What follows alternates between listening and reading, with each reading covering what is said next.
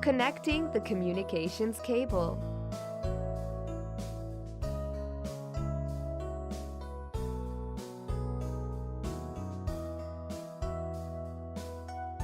Loosen the cable gland.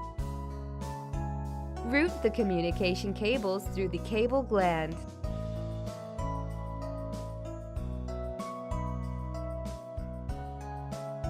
Connect the cables to RJ45 connectors.